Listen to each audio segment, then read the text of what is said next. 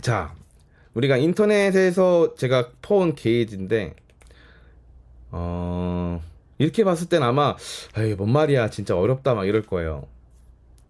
자, 간단하게 설명을 드릴게요. 먼저 우리가 정비사라 하면은 기본적으로 이건 정비사뿐만 아니라 우리가 이제 좋은 초등학교를 나왔다 하면은 아니다 고등학교까지 인정할게요. 압력이라는 게 단위가 다양하다고 들었어요. 그죠? 이거는 진짜 이거 꼭 필요해. 왜냐하면 대화할 때 공통적인 기준을 갖고 얘기를 해야 되거든요. 자, 그래서 이걸 짚고 넘어가야 돼. 이 설명을 할 때 이걸 모르면, 자, 모르겠으면 압력 단위. 자, 보면은 압력이라는 게 보면은요, 자, 이런 식으로 단위가 다양해요. 그러면 뭐냐면 우리는 서로 간에 피드백을 할 때는 어떤 단위로 얘기할 건데를 맞춰야 돼요. 그러니까 누구는 3 나와요, 누구는 200 나와요, 이러면 안 된단 말이에요. 그게 무슨 얘기냐면 장비마다 지금 이제 바단이라는 게 있고요, 그 다음 PSI 단위가 있고 INHG라는 단위가 있어요. 이거는 이제 진공을 얘기하겠죠. 그러니까 여튼 바나 PSI에 따라서 바는 검은 색깔이면 15바가, PSI는 220 맞나요? 220이라는 거예요. 그러니까 무조건 이 단위에 관련된 부분들은 통일화가 돼야 돼요. 자, 그러면 보죠. 자, 바하고 PSI 어딨냐? 자, 1바하고 14 PSI 차이라는 거죠. 알겠죠? 근데 저는 에어컨 장비는 기본적으로 정통적으로는 이제 지금의 이 단위 PSI 단위를 많이 씁니다. 아시겠죠? 우리는 대화할 때 무조건 PSI 단위예요. 바 얘기하면은 인상 쓸 겁니다. 근데 여기서 중요한 건 뭐냐면 나중에 이제 에어컨 정비 사례가 제가 또 많거든요. 정비 사례를 얘기했을 때는 바 단위로 얘기해야 돼요. 스캔 데이터에서는 바 단위로 나와요. 아시겠죠?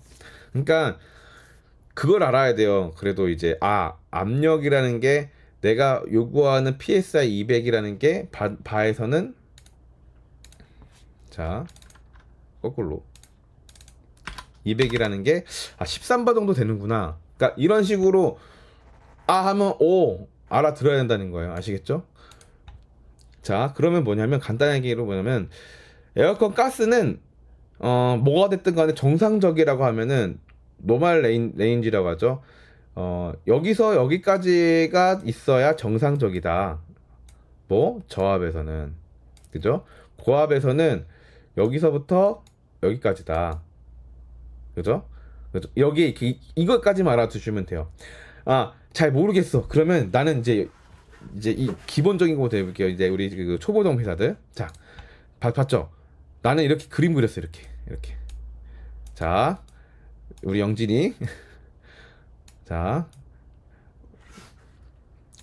봤죠? 자, 에어컨 가스 장비를 연결해서 에어컨을 켰는데 여기 안에 그림을 그려줘요. 여기 안에 없으면 불러. 문제 있는 거야. 알겠죠? 자, 그리고 두 번째, 에어컨 장비를 연결해서 에어컨을 껐는데 여기하고 여기 있어야 돼. 잠깐만, 이거 좀 색깔을 바꿔. 여기 있어야 돼. 자, 그럼 뭐다? 너 연결 제대로 되는지 확인해봐야 돼. 까지예요. 아시겠죠? 이게 이제 포인트예요. 이 게이지를 통해서 할 말은 진짜 많거든요. 에어컨 가스가 낮을 때, 고압이 막혔을 때, 순환이 안 될 때, 콤프가 약할 때, 다 이제 케이스 바이 케이스로 이제 사례로 설명을 드릴 건데 여기까지는 알고 있어야 돼요. 아시겠죠? 근데 이 레인지가 이제 똑똑한 애들, 약간 조금 이제 신경 쓰는 애들, 이 레인지가 뭘까? 아니 15 있으면 15지 왜 20도 아니고 10도 아니고 왜 이렇게 레인지가 넓어? 자, 그 이유를 설명드릴게요. 에어컨 가스 시스템에서 가장 중요한 포인트는 외부 온도예요. 즉 이게 이제 해외 미국 자리인가 봐요. 그러니까 화씨예요. 섭씨예요. 우리나라는 섭씨 쓰죠. 18도 부근이 있을 때에는 저압의 기준은 요 정도인 거고요. 35도, 그러니까 외기 온도가 30도 부근이 있을 때는 여긴 거다. 아시겠죠? 65도와 95도. 즉 외기 온도의 외부 온도를 보고 나서에 대한 게이지를 봐야 된다는 거예요. 아시겠죠? 그렇기 때문에 여기에 있는 레인지가 뭐가 중요하냐, 외부 온도 했을 때 여기에 18도인데 여기 있다고 해서 가스가 부족하다는 게 아니라는 거죠.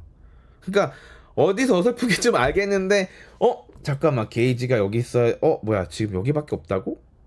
원래 한 요 정도 있어야 되는데 내가 저번에 정상적인 거 에어컨 가스를 봤는데 에어컨 가스가 적네?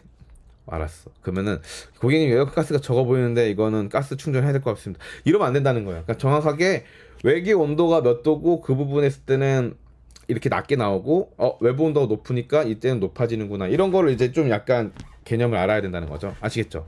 네.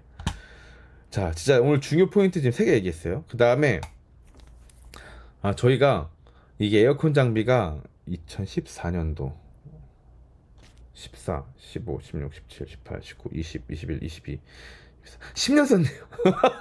네, 생활감이 좀 있죠. 막 수리도 하고 쓰고 막 그랬는데 이제 그걸 떠나가지고 여기에서 이 1, 2, 3, 4가 뭐냐면 그 회수 진공 주입이라는 게 있는데 보통의 자동 모드를 누르면 지가 알아서 회수하고 진공하고 그 다음에 에어컨 가스 주입, 오일 주입하고 에어컨 가스를 주입을 하게 되는데 원리는 간단합니다. 회수. 그러니까 만약에 그 에어컨 장비를 연결을 했는데 라인 내에 에어컨 가스가 존재하면은 진공을 하게 될 경우는 진공이 안 돼요. 진공 펌프가 고장 나거나. 그래서 에어컨 장비를 딱 연결을 했는데 얘가 0에 있지 않은 상태에서는 진공이 안 돼요. 그렇기 때문에 무조건 처음에 회수를 눌러 주셔야 되고, 회수가 끝났다 그러면 이제 실제 차 내에 있는 에어컨 가스량이 얼마가 들어있다라는 것도 나오거든요. 그 회수량도 체킹을 하는 것도 하나의 중요 포인트예요. 안녕하세요. 네. 와주셔서 감사합니다. 그래서 회수라고 하면은 가장 중요한 게 현재 이 에어컨 시스템이 약해진 원인을 찾기 위해서 기본 단계라는 거죠. 그러니까 컴프레셔가 안 좋거나 뭐 콘덴서가 쿨링이 안 되거나 다양한 이유도 있었겠지만 가장 기본이 되는 이 차의 냉매 기준이 몇이 있어야 된다. 그러니까 그게 뭐냐면 방금 이제 카톡 온 내용인데 자 보면은 이건 이제 벤츠 W167ML이에요. 0.97kg이면 이제 970g으로 보면 되거든요. 이제 970g이 들어 있어야 되는 기준인데 만약에 500이 들어 있어, 400이 들어 있어. 그러면 일단은 에어컨 가스가 부족한 부분부터 체킹하고 넘어가야 된다는 거죠. 그것도 기록을 해놔야 되고요. 그렇기 때문에 이 회수에 대한 포인트를 잘 잡아야 되고, 두 번째 진공. 이제 에어컨 진공을 하는 건 아까 제 첫 번째 강조했던 거 있죠. 진공을 해야 라인 내 수분이나 이런 이물질들을 건조하는 역할을 하고 순수한 냉매를 느끼는 준비 단계라고 하잖아요. 근데 진공을 하고 나서는 보통은 약간 한 3분에서 2분 정도의 텀을 줘요. 많게는 5분 정도 텀을 주는 이유는 뭐냐면 우리가 진공을 이제 순수한 냉매를 위해서 진공을 시켰는데 어딘가에 크랙이나 구멍이 있거나 새고 있으면 이 진공이 유지가 안 되고 이제 정압으로 바뀐단 말이죠. 그러면 스톱이에요. 그 에어컨 가스는, 에어컨 라인은 에어컨 냉매를 넣어봤자 다시 샌다는 얘기거든요. 그렇기 때문에 진공을 넣고 만약에 일정 진공 게이지상으로 0을 기준으로 이 아래로 내려가지가 않는다면은 내려갔다가 올라간다 그러면은 라인의 누설을 의심해야 되고 거기서 가스를 넣을지 말지를 고민해야 됩니다. 수리하고 넣을지 말아야 될지. 아시겠죠? 그 다음에 아까 뭐라고 했죠? 진공을 할 때에는 에어컨 냉매 안에 있는 더러운 오일들을 빼야 된다고 그랬죠. 그래서 에어컨 장비들은 요즘 이제 대부분의 이제 이렇게 냉매 오일 배출 라인이 있어서 여기에 보통 이렇게 오일이 빠져요. 평균적으로 이제 얘는 이제 오랫동안 이제 차가 대수에 맞게끔 오일이 빠졌기 때문에 많이 있는 거지만 머리를 치우겠다. 보통은 이제 한 20mm 정도가 빠진다 보시면 돼요. 아시겠죠? 그래서 이 순서대로 이거 과정이 지나간다.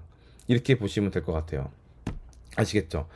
그래서 마지막으로 이제 이 부분도 많이들 이제 놓치는 부분이 있어요. 자, 에어컨 장비에서 에어컨 냉매를 뺄 때 대부분 사람들 그냥 모르고 뺀단 말이죠. 그러면은 이제 여기서도 냉동 냉매 손실이라는 게 있어요. 자, 에어컨을 킬 때에는 우리가 이제 게이지를 보자고요. 저압이라고 하면 이제 쉽게 말하면 컴프레셔에서 이제 이 란에 있는 거를 이제 흡입한다고 했죠. 그럴 경우에는 게이지가 저압 게이지는 게 쭉 내려가요. 그러면 에어컨을 켠 상태에서는 저압을 빼는 거예요. 왜냐?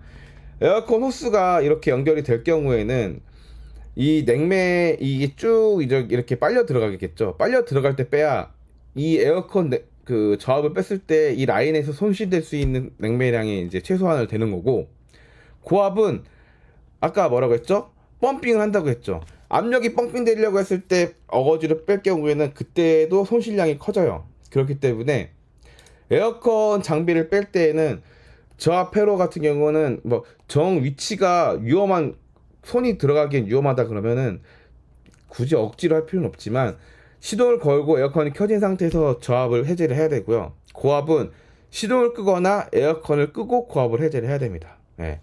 이렇게 해야 이제 예를 들면은 100점짜리 이제 에어컨 작업인 거죠. 그래서 저희는 이런 부분들을 좀 또 디테일하게 신경을 많이 쓰는 편이에요. 아시겠죠? 아, 이거 30분만 얘기한다는 게 또 넘었네. 이제 뭐 한 주제로 얘기를 하다 보면 이제 한도 끝도 없죠. 예. 그래서 오늘 이제 에어컨 이제 정비하시는 이제 우리 신입 정비사들 위한 첫걸음. 이 정도면 되게 난이도 어렵진 않은데 이것도 어렵다고 하면은 별도로 오세요. 내가 또 이제 더 다시 알려줄 테니까. 아시겠죠?